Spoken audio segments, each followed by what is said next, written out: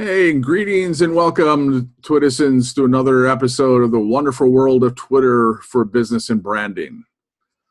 Our ongoing mission is to help each of you become the master of your Twitterverse by providing basic Twitter trainings to be able to help you reach new audiences, build your brand, generate new traffic, and spread your message across the Twitterverse.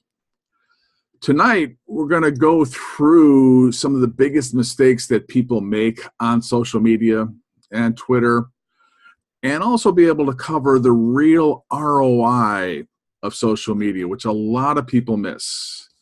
And these are all both the foundation about what we're going to cover in the ongoing series that we have here, to be able to cover a lot of topics, to be able to give you the great foundation so you can be able to go forward into the Twitterverse.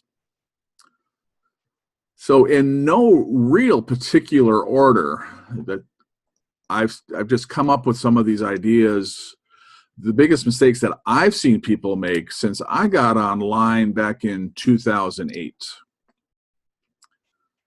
So one of the biggest things that I've seen, the biggest mistake, was not committing to social media as a long-term project. A lot of people will just come on, they'll flash on, and they'll give it a week, they'll give it a month, and then figure out why they're not getting any traction. But I always use dating analogies. And you got to look at this as a marathon, but also as something that you want to be able to build a relationship over time. And it's, if you're dating somebody and you try to close the deal on the first date, the probability of long-term relationships are small. But over time, you're building a relationship by continually dripping and touching and enhancing people's lives. You'll be able to create a long-term relationship that has more benefits than you'd ever going to be able to imagine. So people, that's one of the biggest mistakes, is they don't see it as a long-term proposition in a marathon. The second biggest reason that I've seen is that they got no purpose or vision on why they're on social media. To be on social media, just to be able to be on it and to be able to, share pictures of the kids and the grandkids or cat videos, or just to be able to use it as a social connection. I mean, those things aren't wrong. But the mistake is that if you're on social media for your business, you need to be able to know why you're here. So share with us what you've got going on, what you need to be able to, what you're going to accomplish, how you can be able to solve people's problems. I think that one of the things too, and this really comes into being when you're on social media, is, what is the purpose of your business? How are you going to be able to enhance people's lives? So just like if you're like in your business, you need to be able to have the vision statement or what you're trying to accomplish. The same thing on Twitter. And when you create this vision, this is going to save you from falling down a whole lot of rabbit holes, because, you're going to be able to say, I can stay on topic. And you're not going to be able to run off and be able to look at a whole lot of other things or anything else. It's like, okay, I'm here for my business. We're gonna focus on business things that move my message forward and be able to reach new people. The third thing is not identifying your target audience. Getting followers for the sake of followers is great, because there is an illusion that when you've got a large audience that you have some credibility.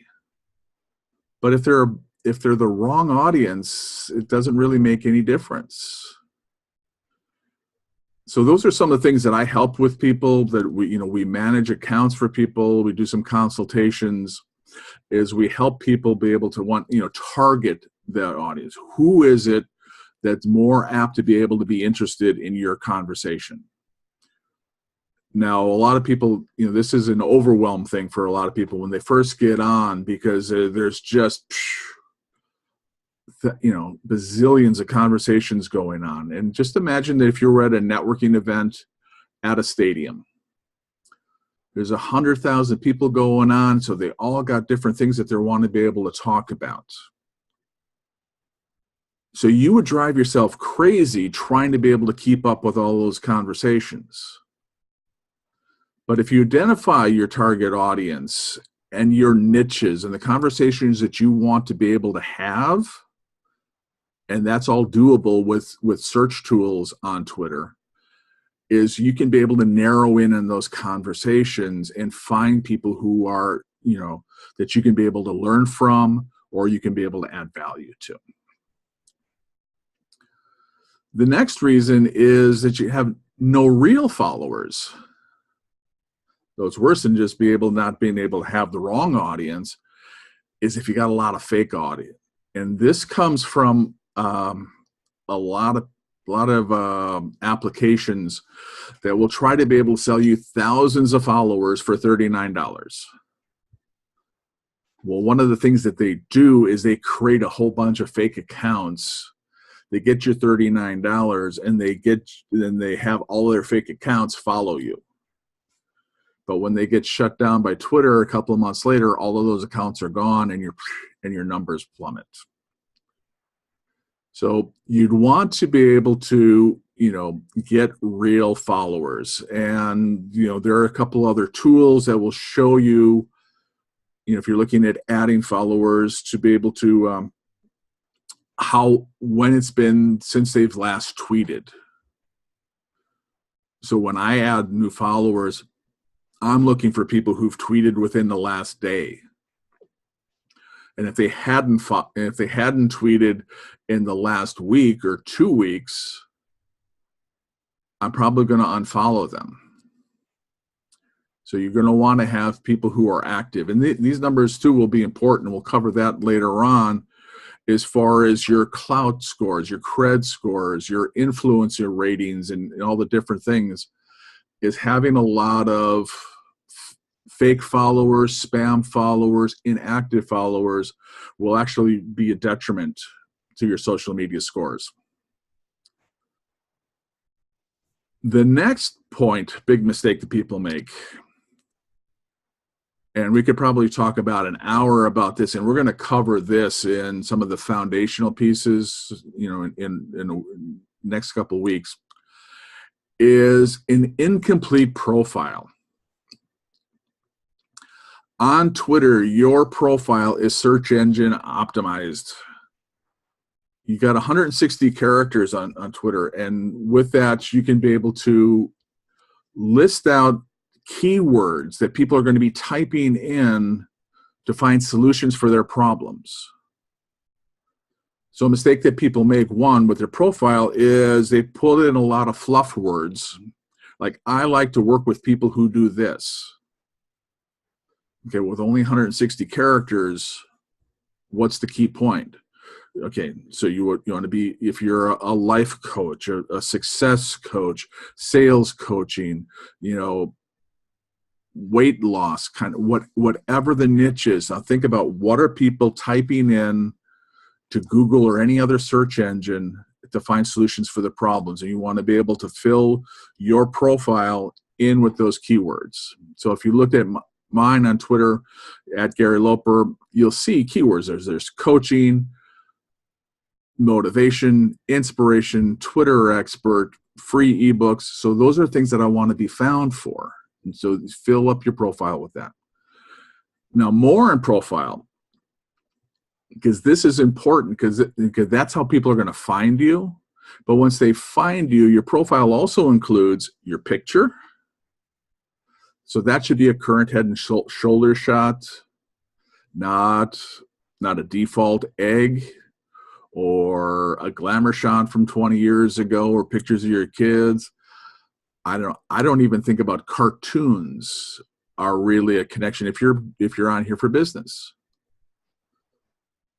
And or even logos.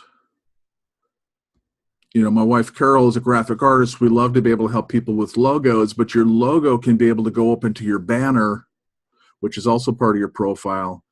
And so we want to be able to emphasize, let your smile be that first impression that people make. That's your first business card, that smile. Your logo can go up on the banner, which Twitter gives us a billboard that we can be able to re-emphasize what we do and how we can be able to help people. So underutilized in most people's Twitter accounts, but that's the first thing that they see when they click onto your profile. So it does carry a lot of weight. So like I said, we're going to cover more of that in detail. Next would be selling all the time. I just look at it, and it should be just self-explanatory. It's social media. So the act is to be able to be social. Somebody wrote something today. It was just great. It says, don't try to collect from me until you connect with me. And I always look at, you have to be able to earn the right on social media. It's, all of our prospects are there. It's a level playing field. And they've got a lot of choices.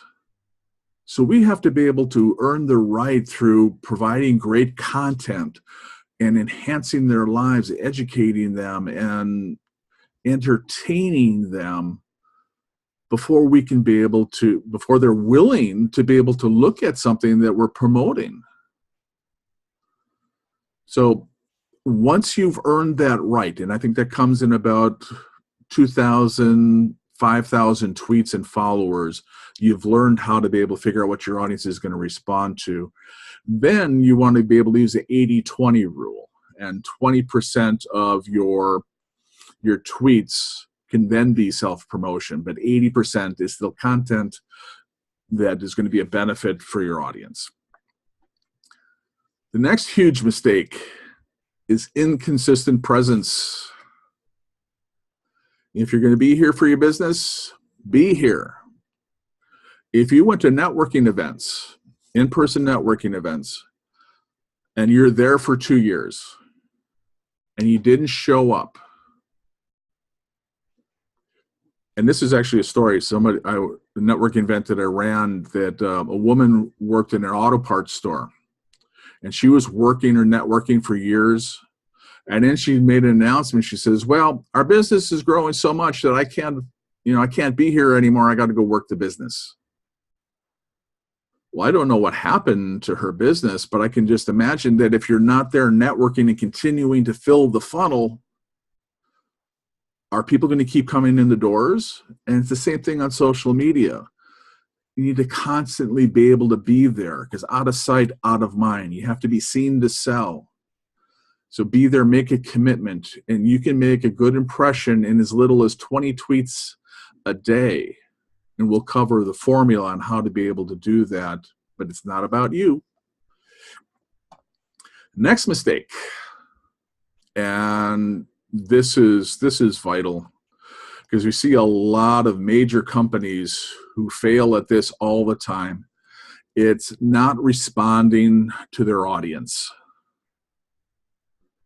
So, if you're coming on as an entrepreneur, you should be checking in every day and, thanking people for retweets, commenting back to their mentions, just talking to them, reaching out, because the best way for you to be able to get engagement is to first give engagement. But a lot of companies fail is that they get complaints and they don't respond. And again, social media, it's there. And, back in the old days, some of the marketing stuff was that, they said a satisfied customer will tell 1 or 2 people. A dissatisfied customer will tell 10. So imagine, what is the reach then of a dissatisfied customer on social media? How many people are they reaching? So if you're on, you've got a business, and you're going to be able to deal with complaints, it'd be well worth your while to be able to invest the time for yourself, or hire somebody to be able to be monitoring your account, to be looking for those problems. And another thing too is just in general is just the engagement. I always look at that social media is an audition. And a lot of the people who are active people on social media are voyeurs. They're watching. And they're watching to be able to see how we respond to other people, to complaints, to comments, to questions.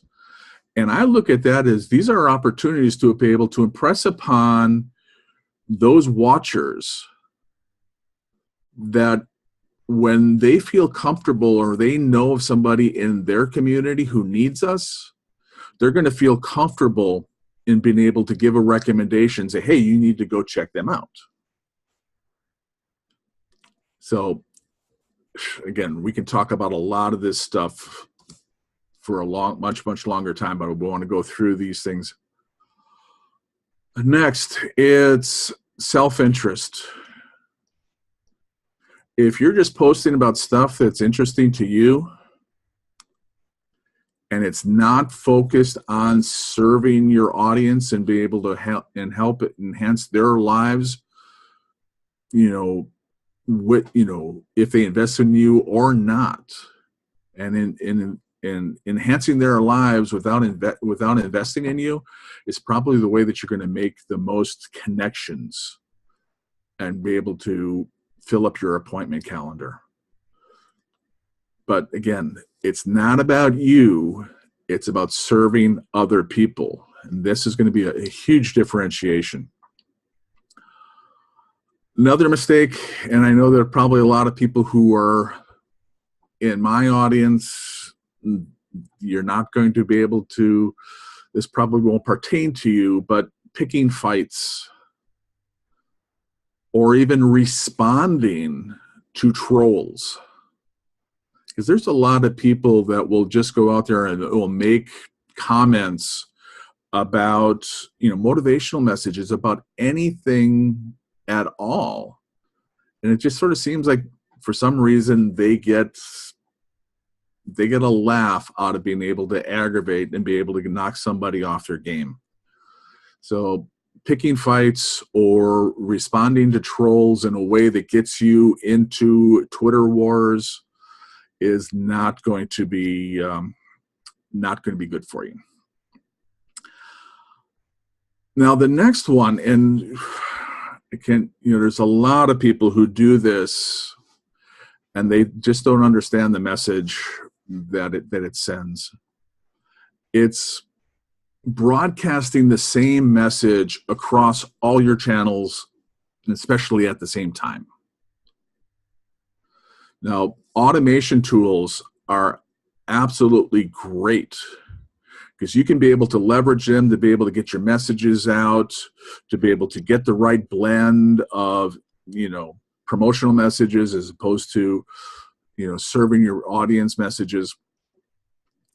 But even if you do that and you use a tool that goes to all of your accounts at the same time, just imagine what that looks like when you see it. So if you go onto my account, for example, and you see the same tweet on both of my Twitter accounts at the same time. You go to my Facebooks, see the same tweet at the same time. So you can go to LinkedIn. To me, that doesn't show any originality. That just shows laziness. There are tools, and it's an advanced strategy that I use when I manage accounts, is to be able to create multiple lists of messages that we put out that you can use the same content, but it goes out at different times. So I hope that makes sense. So if you're tempted to do that, please don't. Another big mistake, and it's the same thing in the broadcasting, it's promoting yourself. Promoting yourself a lot, and you see a lot of people who do this. And again, just think about, we've said this before, 95% of the people who are online are there to be able to find solutions to their problems. They don't care about you. They don't care about your company name, your business name, your latest blogs, the classes that you're doing, or anything else. They want to be able to say, okay, how is this going to enhance their lives or solve their problems? So you can be able to recraft your messages to problem solving and focus on them. Much better for you. Next big mistake is spreading yourself too thin. When people get on social media, it is overwhelming. And people, we feel that we need to be able to be everywhere all the time. But I'm sure that if you're doing that, if you're new to social media, you realize that it's kind of like herding cats. So my suggestion is focus on one social platform at a time. Get there, get established, learn what your audience is going to be able to respond to, sort of cut your teeth, and just learn how to be able to conduct yourself, respond to people. And that is going to be, and once you've mastered that, then add other ones on there. But you don't have to be everywhere all the time. So it's just, stay with the major ones, Twitter, Facebook, LinkedIn, Instagram are probably the biggest ones, but just learn how to be able to go through there and, save yourself and save some time and aggravation. Now, this one is probably a little bit the same as we talked about the trolling, is deal with social media negative feedback. Because this really just sucks a lot of people in. That's why I just remember the 4 agreements is don't take things personally. Again, we don't know what's on the other side. There could be trolls. And another important thing is look at, somebody could be making a comment and they may not phrase it correctly. But I tend to look at too is look at it as a complaint, as a gift. And just think about this. So your spouse isn't necessarily nagging at you to be able to take the garbage out or to be able to pick things up or whatever it is. Just think about it as they're going to be able to feel more loved and they're going to be more loving towards you if you do those things. So our audience is the same thing. I look at it as they're telling us how they want to be able to be loved. So if they've got a problem with your ebook, or if they've got a problem with a product or whatever else that you've got, look at it as a way that there's a seed of good there. And you can be able to resolve that. Next big mistake is being a faceless account with no human touch. A lot of people will just go out there and they'll just automate it, and there's a lot of great tools, or they'll create news feeds or a lot of anything else. But like we said, the people are looking for a connection. They're looking for differentiation. So if your product or service is something that a lot of other people have or do, how can you differentiate yourself from all of that other competition? The biggest thing that I've found is the humanity, is sharing ourselves. So one of the clients that I worked with is a big Star Wars fan. So we put Star Wars quotes in his Twitter stream. And he got new connections because people were talking to Star Wars with him. Every new episode that came out, boom, more conversation. So don't be afraid to be able to bring your personality into it, because again, people are looking for a way to build a bridge to come to you. Spamming or just posting content for the sake of content. Spamming is huge, and there's a lot of people who will do that, and especially as your audience grows, you'll see it. And because I'll look at it and somebody will say, hey, at Gary Loper, check out my blog. And I'll go look at their site, and I'll see that the last 40 tweets that they put out there, it was like, hey, somebody else, hey, somebody else, hey, somebody else. So, you know, they're just putting that spam out there to try to be able to drive traffic to their thing. And it's, again, when people look at your site, what do they see? And they see all of that. They see, okay, you're just looking for your attention and not looking to be able to provide value for anybody else. The next, again, in line with the faceless corporation is just the set it and forget it mentality. And that happens when people when they leverage technology too much. And it's easy to be able to do. But again, the differentiation is engagement in creating connections with people. So a lot of your competition is going to set it and forget it. They'll set up, what is it, the site, if then, if this, then that. So there's a lot of things that will put it out there, but don't set it and forget it. Just come back out there and connect and use the time that you saved by using that automation to be able to use that as connection.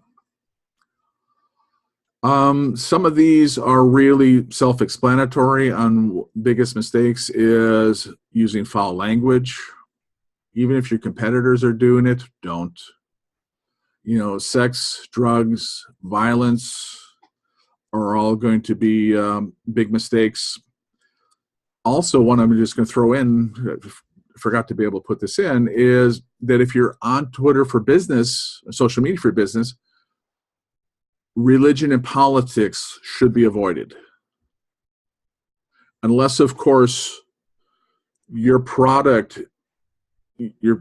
market niche is so small that that people believe the same things that you do would be able to fill up all of your funnels, then that's great.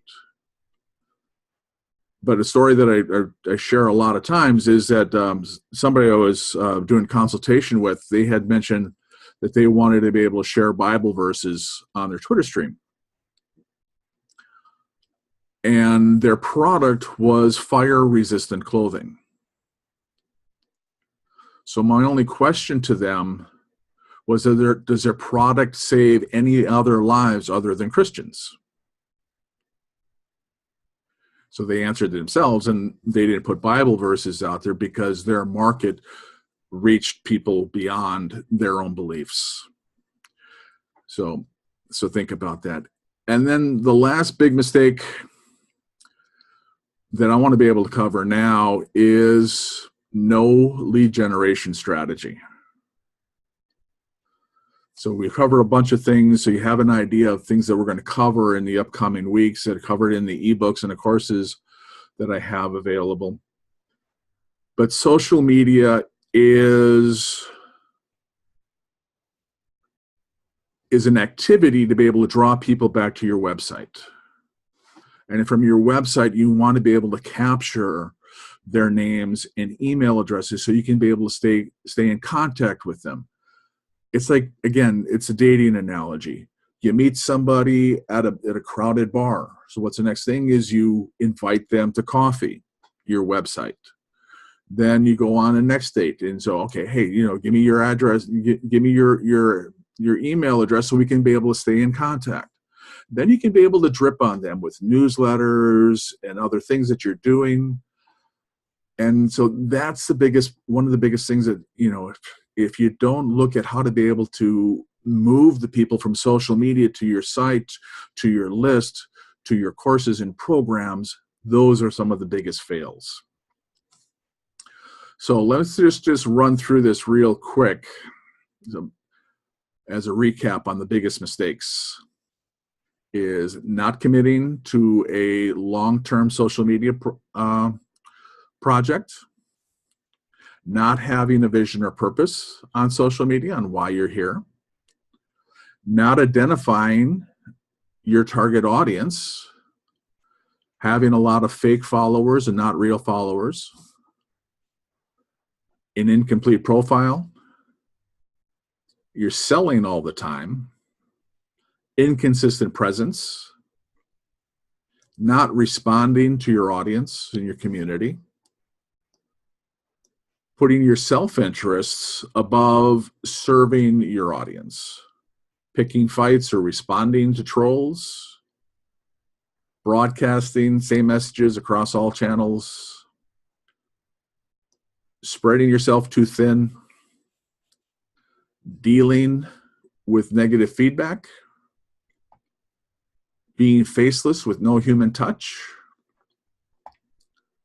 the set it and forget it mentality, spam, just posting content, random content for the sake of content, foul language, sex, drugs, violence, religion, politics, and last was no lead generation strategy. Those are some of the biggest mistakes that I've seen in my time and the people that I've worked with on social media. So I hope you found that helpful. So next I want to cover a little quickly is what I feel is the ROI of social media. When I talk to somebody new, especially in more corporate type business, they just have this mentality. They're looking for that ROI, the return on investment. And I think that if you're looking at that, if you're going to trade time and equate that to a wage and to be able to look at, okay, so we're going to spend 40 hours a week at $20 an hour, bump, bump, bump, bump, bump. And so you're looking at that equation. And I don't know if that's a fair assessment for social media. Again, like we talked about, social media for me is a relationship building tool. So some of the other ROI things that I look at, and again, how valuable is this, again, is what you do with it. But getting people to subscribe to your blog, to your newsletter, to your ebooks and your reports, having them come to your webinars, watching the demo, visiting your website. Again, those are all, to me, that's a huge return because you're getting more visibility. Now, you could go to a lot of trade shows. I think, if you went to a trade show every week of the year, and you could probably do that in every industry, you're not going to get the visibility that social media is going to provide. So just think about this. Twitter has like 350 million active users every month. Facebook is like 1.2 billion active users every month. So being able to build your presence online, to be able to do that, you're going to create a whole lot of exposure, name recognition. You'll be able to create brand ambassadors. When we talked about those watchers, I look at those as these are referring ambassadors for us. And to be able to think about too is people who like your content and who are loyal retweeters and sharers. So what they've done now is they've expanded your reach. So, what price is that? And think about too is the value of engagement. Social media is going to allow your company to be able to be in part of conversations, to be able to create conversations, to add to it. And that's going to make you look more approachable. And we've talked about that before. So if you do that right, people are going to be able to feel a lot more comfortable. You've built the trust and rapport that they're going to then click on your links. They're going to go to your blog, and they're going to take the next steps, whether it's signing up for a webinar or ebook or anything else. And authenticity, I think, is another thing that you can't measure in a traditional ROI setting, is that people are going to be able to see who you are. That's one of the reasons why we're doing these video trainings. I think, it's overdue for me, but it's the next step. You build a relationship through tweets and through images. But the next step then, another differentiation, is do a video training so people can be able to connect with you face to face and hear your words, see your energy, and going through there. And that's another thing too, is as far as even networking, is be able to introduce people to a video call, connect with them, and go on. So I think most people think about that ROI is that return of investment on stuff, I think, but that's short-sighted. But I think what really is probably a bigger thing to be able to think about, that social media isn't driven by a monetary return. It really is driven by a risk of inactivity and not being able to be seen, not being able to be found. That's another great thing about Twitter, is it's searchable by anybody in the world 24/7. It's not like Facebook or LinkedIn where you post something on your profile and it's just there, nobody else but your current connections can be able to see it. But Twitter is going to be able to put it out there, and people who are going to look for it can be able to find it. So I think that's the biggest thing, is by not being active on social media, and especially Twitter, you're going to be inactive. You won't be seen. You can't sell. You won't be able to make a difference in people's lives and be able to grow your business and touch the world. So that's what I got with this. All right, great. So we'll just wrap this up. We'll stop the recording.